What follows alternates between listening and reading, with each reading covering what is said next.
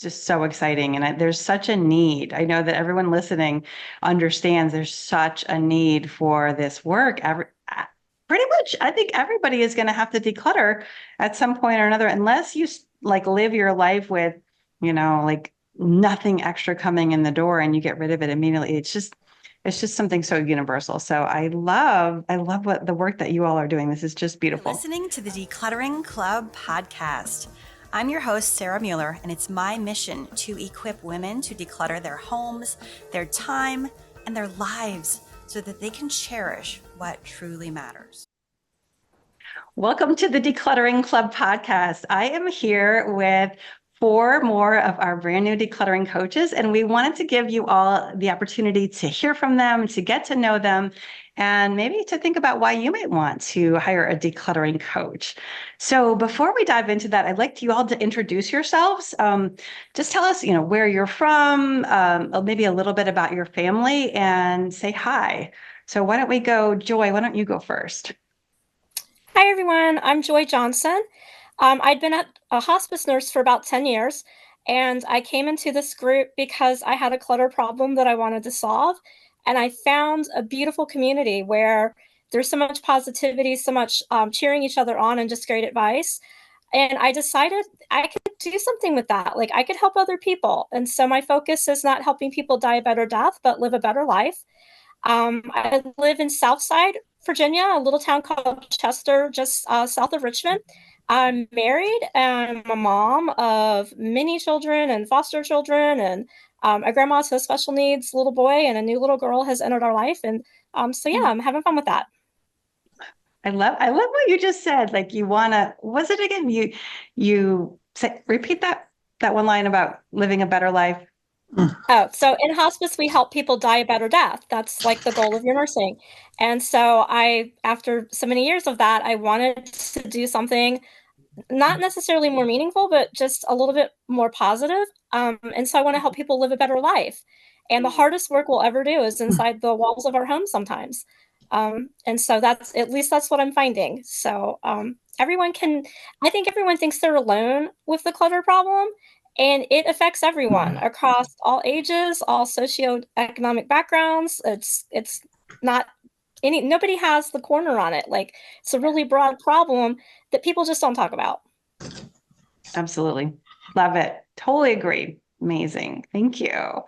Claudia, why don't you go ahead? Hey, well, I'm the mother of 3 adult children, and I have 7 grandchildren. I spent most of my career as an IT professional, managing groups that did training around the world. And then my last few years of my career, I spent in HR. So I coach, I've been an executive coach. I work with people to help them, be more successful. I retired from HR in May of 22. And then in February of 22, I found Sarah and the Decluttering Club. I've always been an organized planner, and I could never understand, once I decluttered something, why it didn't stay that way. But through the Decluttering Club, I figured it out. And so for the last year, I've been decluttering, and I've been very successful to keep those things maintained since then. I'm still on my journey, but I'm having so much fun, and I just want to help other people to also feel this and be successful. Amazing. Thank you. So good. All right, Terry, why don't you tell us a little bit about yourself? Hi, I'm Terry, and I live in northern Canada in a small mining town.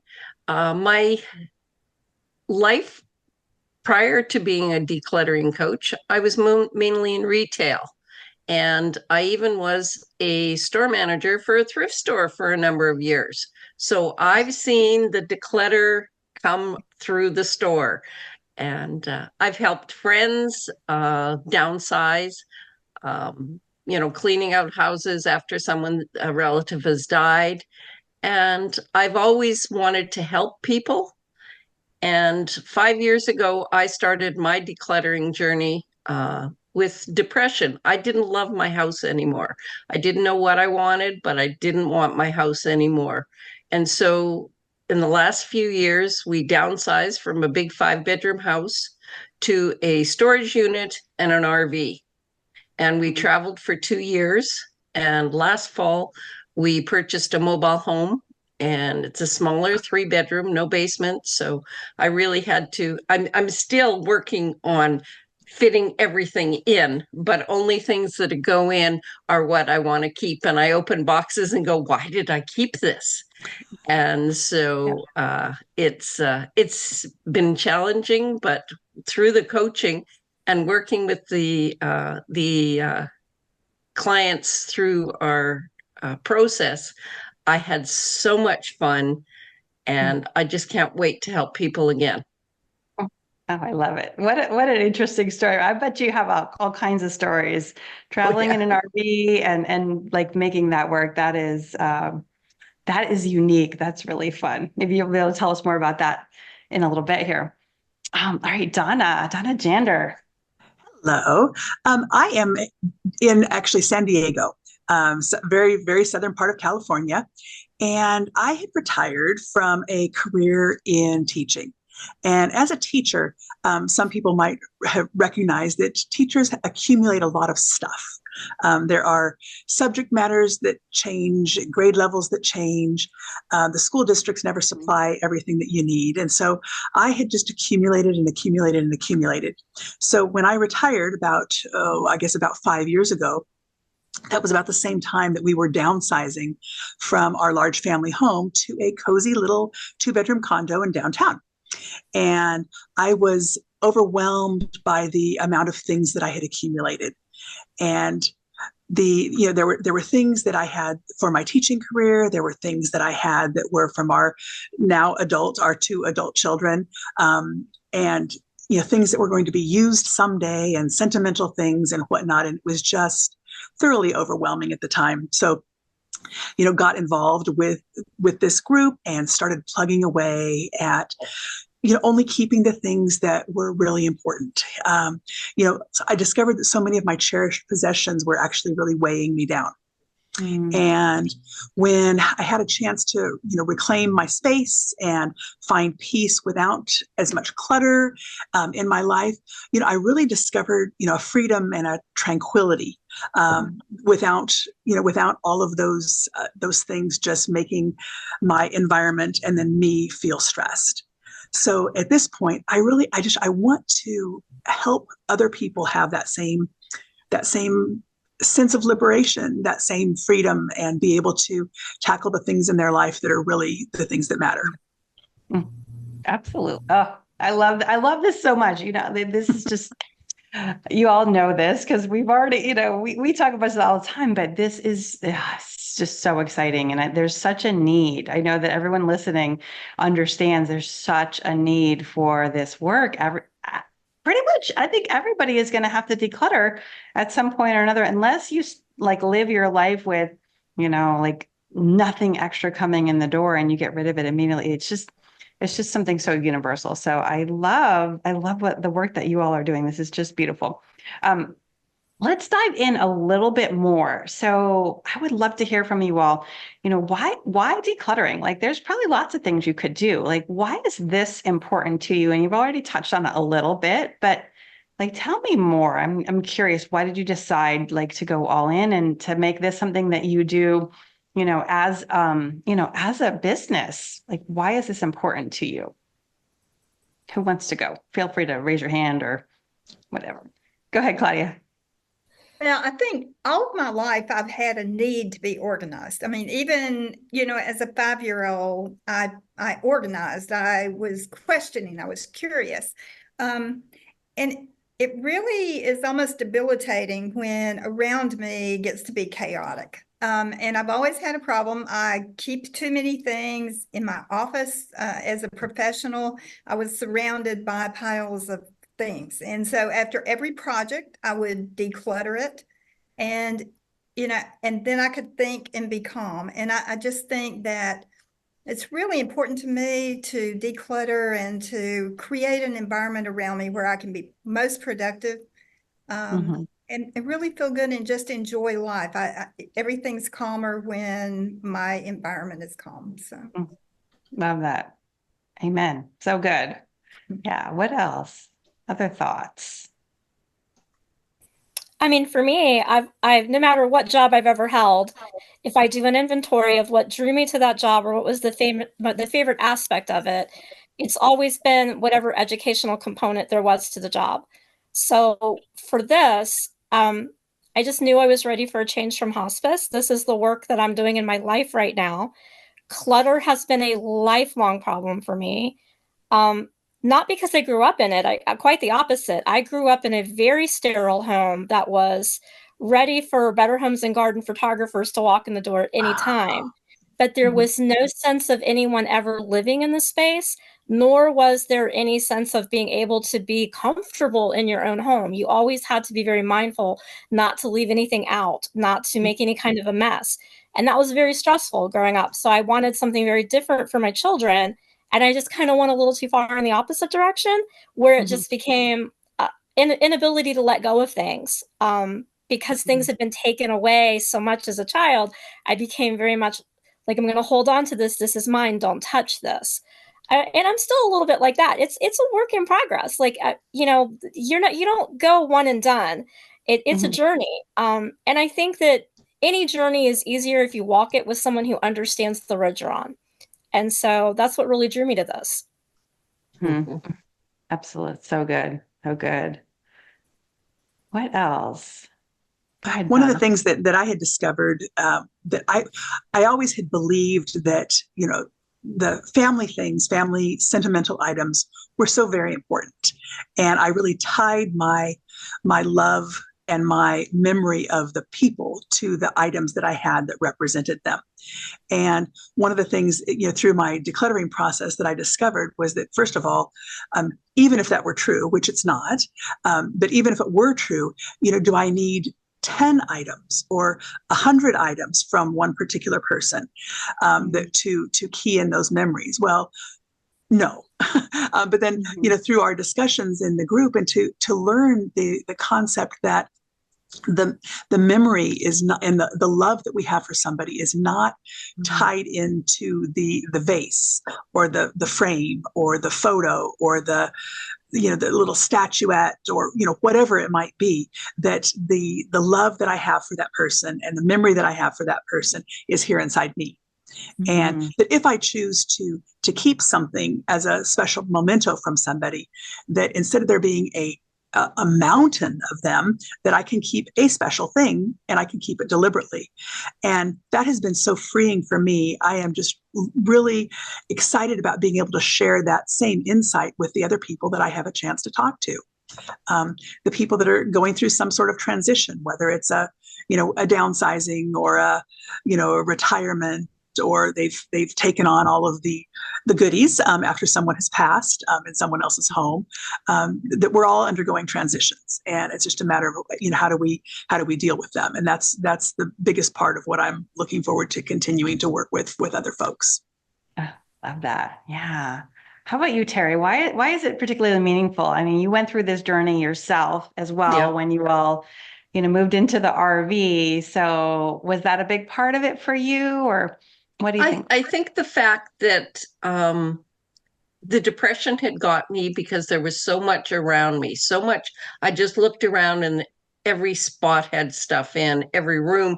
Like we had 5 bedrooms and 4 of them had stuff in them that we were just keeping. We didn't use. So it was just everything had weighed down on me, and I thought, there's got to be other people out there that are like me, that they need to make the change and they just don't know how. It's not quick, it's not easy, but it certainly can be done. And the weight that lifts off you as every room is decluttered is just so invigorating. And, you just have to, I see friends or relatives' houses and I go, you just don't know how good you're going to feel if you get rid of that stuff. But you can only push so far and say so much, and they just have to be ready when they're ready. And absolutely. But yeah. Absolutely. Yeah. I think a common theme I see with all of you is that you've all done your own work, right? And which I love, because I feel like that really equips you to help other people if you've done it yourself. Talk bit about like who do you have a specialty that you're working with? Like, Donna, are you working with teachers or like, are you focusing in on, a particular area of specialty, or are you working with anybody who needs decluttering help? Share with us a little bit about that. I'm really focusing, I'll jump in here. Yeah. I'm really focusing on people who are realizing that they're undergoing some sort of a life transition. Like I said, it doesn't necessarily need to be a huge transition like an empty nest, but it could be. But there could be a job change. There could have been a death. There could have been, a change in their marital status. Where we're combining two homes, or whether there's a divorce or something. And we all have transitions, and that's the situation that I'd like to be able to help with the most. Nice, beautiful. What else? I'm really drawn to, pretty much anybody that wants my help, I'm open for. But what I most relate to is the people that are having the time constraints between caring for children or grandchildren and then aging parents is kind of where I'm at. And then, you factor in the different things like kids with special needs and people that have undergone a lot of trauma in their life, or they're dealing with physical issues or depression. And that's really kind of where my niche is, but open to everybody. Love that. So like people who are stretched for time, like I love that. I know there's a bunch of people who are raising their hands right now. It's like, so good. It's so important. And we don't need it all day, right? We don't have to stop the rest of our lives to declutter. We can fit it in. It is possible. Good. What about Claudia and Terry? I think my heart's really with that working professional who's trying to balance work and home and volunteering and working in the community, and just doesn't see how they can spend the time in their home to get it organized. I remember trying to raise my kids and work a professional job. And I've always volunteered in different phases of my life with different organizations. So, and I remember, my house, some of the rooms looked really good, but I had lots of rooms where everything was hidden. And I know how, I struggled with that, and I really have a heart for those people. That's a good one. So many people are just trying to make it all work, and they need help to figure this out. Yeah. What about you, Terry? I think mine is more anybody who's downsizing, either going to a smaller location or just want to reduce the amount of clutter in their home so that they love their house again. So, anybody at any stage, when they're ready, you have to be ready. You can talk and talk and talk. Yeah, I'm going to declutter. Yeah, I'm going to declutter, but you have to set the date and do the work. So, yeah. So good. So important. And how many people are downsizing? Like it's going to be a huge wave. So Yeah. Tremendous need there. Absolutely. All right. What are favorite stories? Does anyone have like an aha moment that you've had with a client, or maybe it was with your, maybe it was in your own decluttering work that you want to share with us? Because those are like my favorite, when we hear, oh, this person did XYZ, and then, they got a smile on their face, something like that. I think back to one client, and they really had all the information in their heads. They had it, and through questioning, they were able to really see the solution. They had done some work, but it just seemed overwhelming. And so as we talked and we went through and we looked at the situation, they knew where to give things away. They knew, and they had some pretty unique things, but there were groups that they were associated with that were able to place those things. And so as we talked, the plan just came into place. and just seeing them be successful and, maybe ask them questions that have them think a different way or think about things that maybe were in the back of their heads, but really had not made it to paper or to, an action plan has really been good. Really Yeah. I think sometimes like we know what to do, right? Like you let go of the stuff, right? Like that is not the hard part. The hard part is actually doing it. The hard part is getting going and taking action and what happens if, right? And that's the beauty of a coach, is that they can help you with that. Like what to do, but that doesn't mean that you can do it on your own. Sometimes you need help to get through that. Love that. I think the one customer, the client that I worked with, she was complaining that her kitchen never gets cleaned up. And I said, well, do you do kitchen zero? She says, yeah, I've heard about it. And I said, so have you made the list of what 3 things do you need to do for your kitchen zero? She goes, oh, make a list, decide what I'm going to do. I said, yeah, let's do that right now. And so we did. There were 3 things that she was going to make sure she did. And so the next day I emailed her and I said, so what was kitchen zero like today? She says, I've done it 2 days in a row. I'm so excited. My kitchen is clean. So that's awesome. Just a little win like that just made me so happy that, I was able to get someone to, start. That's all it takes. Sometimes we feel like we're productive because we've watched the videos or we read the book, right? We're like, I'm doing all the things, but that's like learning isn't doing. Learning is important, but it takes a coach to say, well, what are the things on the list?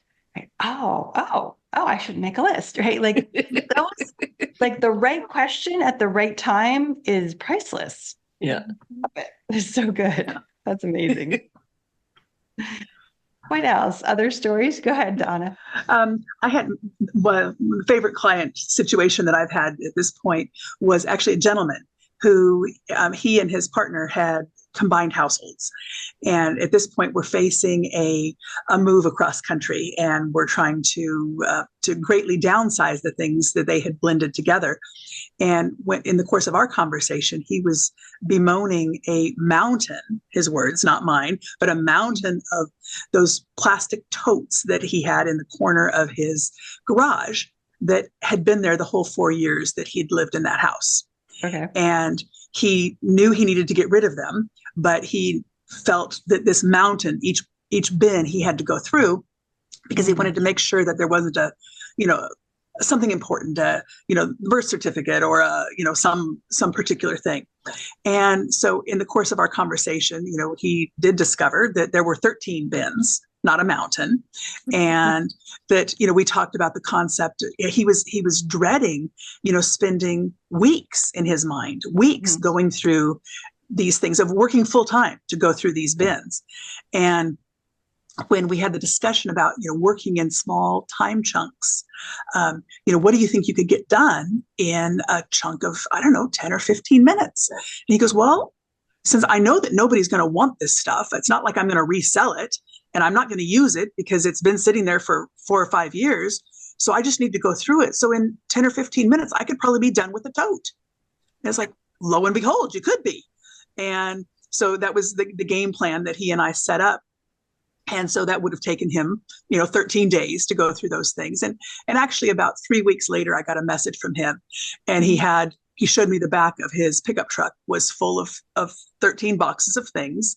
And then he had another shot of the empty corner of the garage. And he goes, you were right. It really did work. And that was just, it felt so great because I fully believe in the small time chunks and the way it kind of just gets the ball rolling and you get something done and you get that positive reward. And it's like, well, I can do something else. So that's so fun. The mountain, you're like, it's not a mountain, yes. It's 13. 13. Okay? 13 might be a lot or it might not, but it's better than a mountain. At least we know what we're dealing with. That's good. That's a good one. That's a really fun one. Love that. And that's, again, like we talk a lot about finishing, right? Everyone's really focus in on finishing things. But sometimes it's hard to finish. But if you know there's a coach waiting for you or available to you, then you are more likely to keep going. You're on bid number 9 and 10. Like, oh, okay, I'm almost there. You want to report back. So I love that you helped him and that he was able to finish that. That's a huge win. So fun. Good one. How about you, Joy? I bet you have all kinds of aha moments. Do you have any good I've had stories to share? quite a few. I am a fan of the scary room. Scary I room. actually get really excited when people tell me they have one and that's what they want to tackle. There's just something super rewarding when someone cannot physically enter the room because there's no space for them to enter, or they can't enter the room because there's some sort of psychological or emotional block. And so just getting people, sometimes the goal is just to go into the room and play your favorite song and just kind of look around the room and begin to visualize what you want that space to be, because it is incredibly difficult to do hard mental and physical work if there's no buy-in for you. If you have no idea what you want that room to become, you just know that right now it's not functional. It's a little harder to invest in it than if you can begin to visualize, oh, I want a reading nook over there, or I want to be able to get to the piano so I can play, or I want to be able to get to the sewing machine so I can create. That gives people, when they really begin to visualize that in a way that's personal to them, it gives them much more buy-in to wanting to do the hard stuff. So good. I love that. I love that you love the scary room. That's fun. Let's go. That's amazing. That's gorgeous. All right. Parting thoughts. If you had, like one thing that you were going to tell someone who is thinking, I really want to do this, but seems really hard, or, I'm kind of afraid of getting started. Like what would your, 1 or 2 sentence advice be for someone? How about Joy? You want to go again? I'm just gonna Sure. call on you. I would, first of all, I believe that you have to empathize, educate, and empower people. And so you do have to say, yeah, it is going to be hard. And then you have to give them some tools like how to create an action plan. And that will empower them to do that, because one of the things that you're famous for saying is we can do hard things and feelings aren't fatal. And those I've really held on to as I do my own work, is that I can do hard things. And yes, it will create feelings, not all of them good, but it won't kill me. And what doesn't kill me makes me stronger. I think you're a living example of that. Right? For better or for worse, I know you've gone through a lot of stuff. Yeah. I will not deny that. Terry, how about you? What would your little bit of advice be? I would say why? Why do you have to really figure out why you need to declutter? Do you just think you do? Or is there a goal or a plan or a vision that you have? If you just think I need to declutter, it's not going to work until you really figure out what it is you want to accomplish with it. Absolutely. Absolutely. I mean, I imagine for you when you all downsized, like that was a huge driving force. You knew we're going on the road here. Like we can't like we're not gonna let this get in our way. So Yeah. love that. That's a good one. That's a good one. How about you, Donna? Well, I think I would point out that the motivation that you have, the feelings, feel like it, that your motivation waxes and wanes. It comes and goes. And rather than, the fixating on the motivation and the feeling like it today or tomorrow, that just remember that motivation wanes, but habits stick. And so if you're committing to a 15-minute or a half an hour or a 10-minute or whatever chunk every day, just plug away at it the same way that you brush your teeth every day. Just plug away at it, because habits stick, even though the motivation doesn't necessarily. 100%. Love that. It's good. All right, Claudia, bring us home. Okay, well, I think that, a lot of people who have clutter are overwhelmed. They look and they don't know where to start, and they don't know exactly. So as you say, zoom in. Let's find that one thing that if you accomplished it, you would feel better today. So we zoom in, we make it something small, something achievable. And once that's done, we can move to the next right thing. So I think that, and one other thing that I think I always tell my clients is to become part of a community. The Decluttering Club is so wonderful. I mean, no matter, you're going to find someone who's in the same situation you are, or who has come through the same situation. It's so encouraging. And when you really feel like you just don't have enough energy to keep going, you'll find someone who inspires you to move. So good. So good. Oh, thank you so much. I love hearing from you all. I love hearing about what you're doing. If anyone here is listening to the podcast and they want to connect with one of these amazing coaches, we're going to have their links with the show notes. So they all have websites. You can reach out to them. You can chat with them, see if it'd be a good fit. We encourage you to do so. They can really help. They are here to help you. So please do reach out. That's what we have for you here today. Thank you so much for being here with me. I really appreciate you all. And we'll see you next time. Bye. Thanks for having us. Thank you. That's all we have for you today. If you enjoyed this podcast, would you leave us a review? It would really help us get the word out. To start your decluttering journey, go to thedeclutteringclub.com. That is declutteringclub.com. We'll see you next time.